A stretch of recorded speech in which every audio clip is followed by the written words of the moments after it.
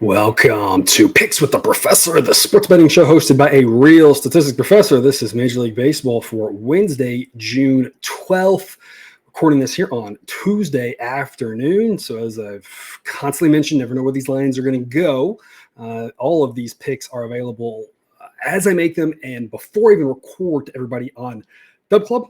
Never know what the line's going to do. Sometimes it goes the other direction, you get more value. Most of the time it does not. It goes towards us. And we've seen that with a couple of totals that Cousin Jared and I talked about for Tuesday. Recording this before any Tuesday even happened, so we cannot recap anything there. We got a couple other totals here for you on Wednesday. Hopefully Tuesdays have gone well to recap.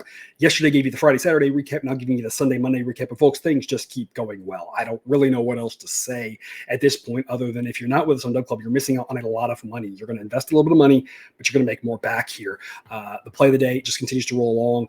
I believe it's 5 straight winning weeks and 7 of the last 8. And over that span, it's like a 13% ROI. Just keeps chugging along. The free pick over on Twitter keeps chugging along. The other A grades we picked that a little 4% ROI, just slow and steady making money. And this is exactly how we draw it up. It's because the model's working really well. Again, you could see here in this case of Sunday, Monday, the first 5 totals happen to be the thing that shine. But this is kind of consistent with what we see. Something does really well, something else does okay, something does mediocre. But overall, it is just everything slow and steady positive here. 3, 6, 6, and 4% ROIs by type here for an overall massive profit game if you've been with us here for any time. So sign up on Dub Club today if you haven't. If not, you're missing out on money. You're missing out on our fun over on the Discord chat. We have a great time over there on top of discussing other picks, other sports, WNBA right now. Got a lot of insights for that from some of our WNBA experts over on the Discord chat. Got details for all the games, more projections, more picks, more leans, all sorts of goodies. Anything you could possibly want, that I can provide, I'm giving to you over on Dub Club. So sign up today with that link in the show description for that QR code there on the screen. Otherwise, I have some quick reminders. Pickswiththeprofessor.com/new will get you some information about the community rules and the model information. It is a player-based model. So these ratings reflect the current roster. The average grade is 100, so higher implies more runs. So you want to be higher for offenses. You don't for pitching. We are projecting an average game, one game. We do not know what's going to happen. Something weird can happen. And my goodness, folks, we talked about the total for the White Sox and Mariners on Tuesday, and I can only hope the same thing that happened on Monday doesn't happen. That was bonkers to be 0-0 through 5. Not that it was bonkers the Mariners won. Not that it was bonkers the Mariners won in walk-off fashion.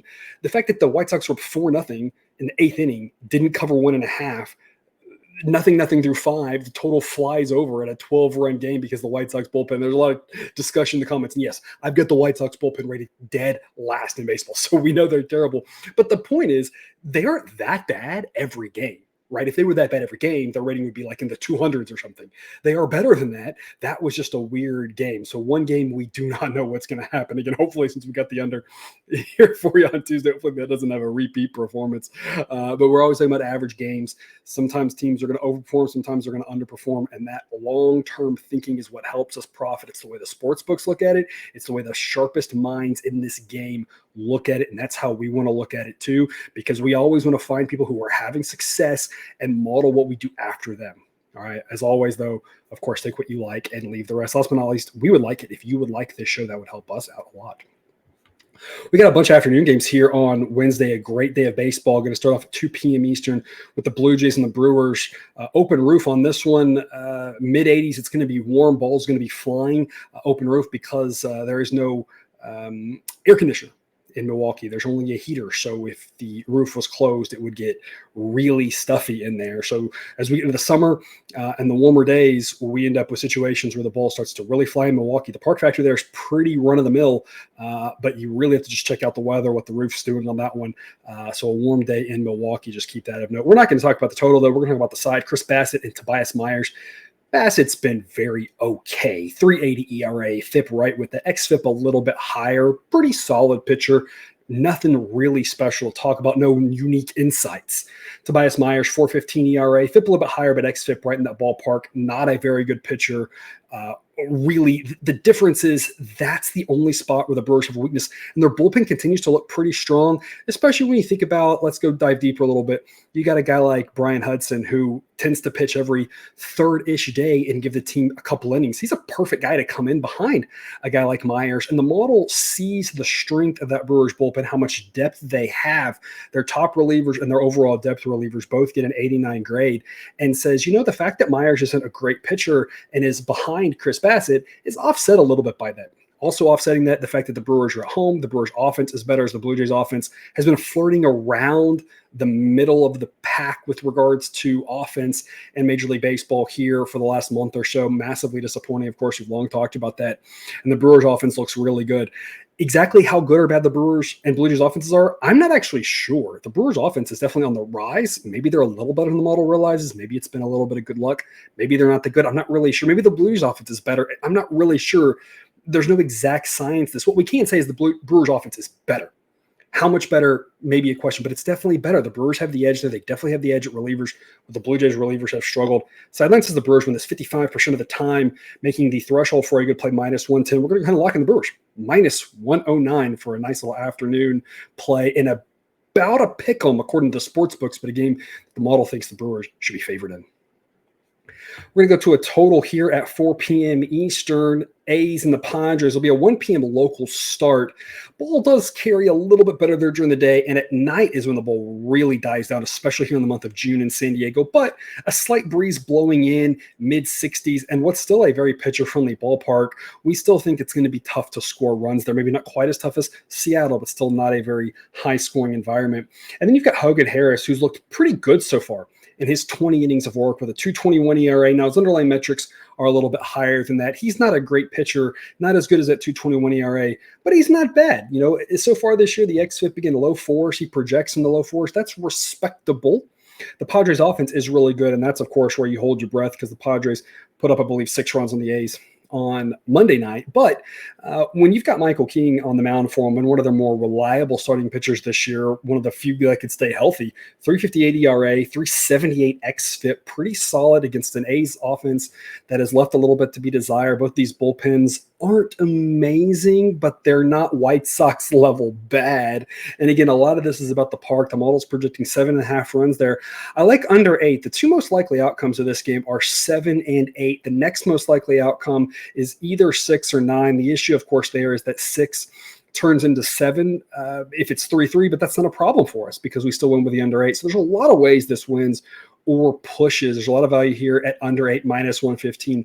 Would not want to be playing this at much steeper odds than this, but I do believe this should be a 7.5 where they dare you to go under with the fact that Hogan Harris isn't the best pitcher in the world and the Padres offense is pretty good. But of note, I would be remiss if I did not point out the Padres have really struggled against left-handed pitching this year. How much of that is real and how much of that is just noise? Again, we don't really know the answer to that. All we can do is observe.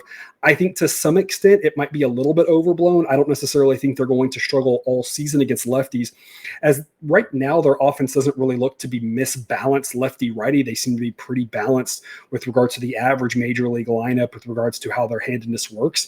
So I think overall they should be okay against lefties. But if there is something there, that can only help us. If there's not, we still don't think that the A's are going to score enough runs in this one in order to push it over. And the Padres may score a few. Of course, they're big favorites.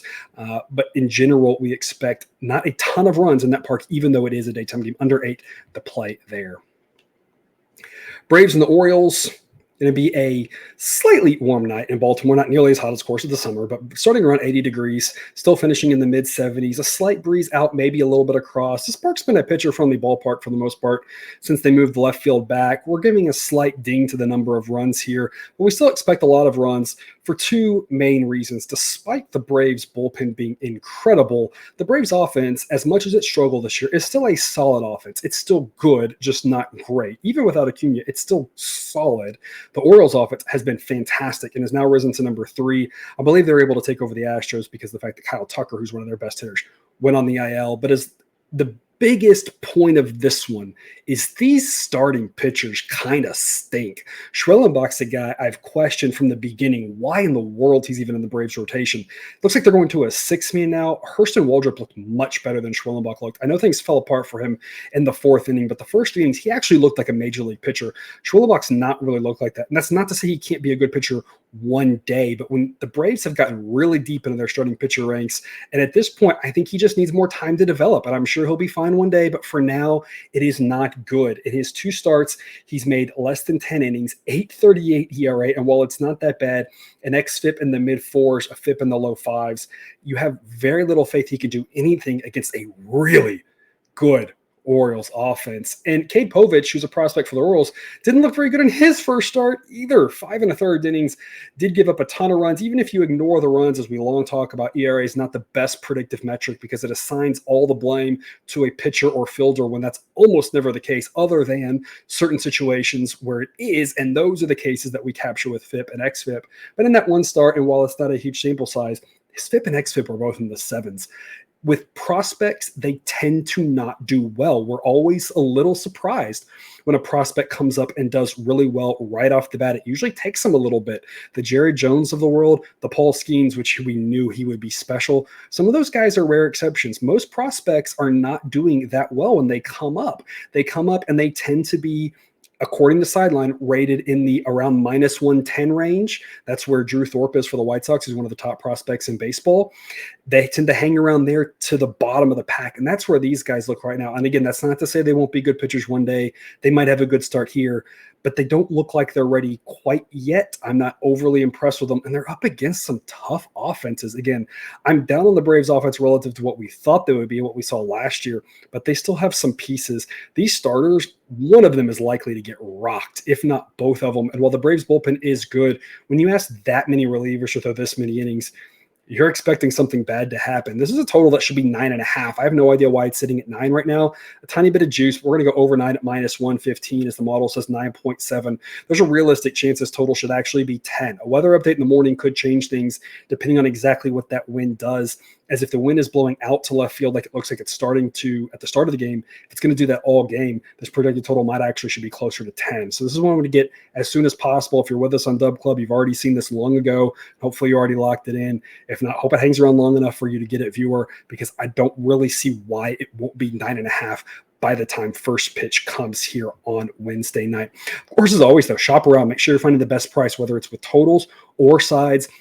Every half run you can save, every nickel you can save, whatever you're saving by shopping around, having multiple books in your portfolio, that's more winnings when you win, less losings when you lose. It make a big difference. It's one of the best things you could do as a sports bettor, along with, as we do here, kind of having an idea of what makes a smart play, when to pass, having numbers you're looking for. The other thing with shopping around can really help you out. So if you do both those things, you'll be a successful sports bettor. Make sure, if you have not checked them out yet, you're looking to Bet US. That link's in the show description. 125% bonus on your first ever 3 deposits up to $2,000 each. BetUS, America's favorite sportsbook and casino. Live betting and racebook. We're celebrating 30 years with a historic offer. A 125% sign-up bonus on your first 3 deposits. Plus 10% gambler's insurance. Get started today. BetUS, where the game begins. Folks, that's our show today, and I just have to let you know, usually I struggle to find 3 really good picks this early. There's a lot of games that don't have lines because starting pitchers are not known. There's a lot of lines that are priced really well. In addition to these 3 picks, already given out the play of the day, which I love. Another number that I am absolutely shocked is out there right now. I don't think it's going to last for very long. And if you're interested in that play of the day, there's a play of the day only package that you could sign up for on Dub Club. That's a cheaper price than the honor roll if you're interested. But I also have 2 other plays that we've given out to Dub Club that we really like, along with giving them the information of a couple of first fives that I'm looking at and run lines that we're looking at when those markets come out. So it's looking like we're going to have a lot of action here on Wednesday. There's a bunch of money out there to be made. If you want to make that money, sign up on Dub Club. Again, it's a little bit of an investment, but you will get the return on that based off how well baseball season consistently goes for us year in and year out. Again, check out Dub Club if you have not yet for all that extra information, all the extra picks. Again, that link is in the show description. But as always, thank you for watching. Wish you the best of luck. And remember that you can eat your betting money, but please don't bet your eating money.